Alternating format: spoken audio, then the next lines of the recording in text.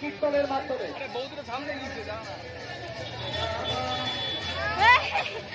আমাদের বন্ধুরা আপনাদের কাছে যাচ্ছে, আপনারা আজকে এই পবিত্র দিনে যার জায়গাটা সমস্ত আপনারা দান করুন।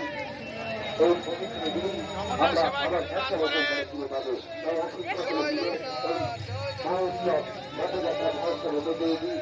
আর এই মহোৎসবে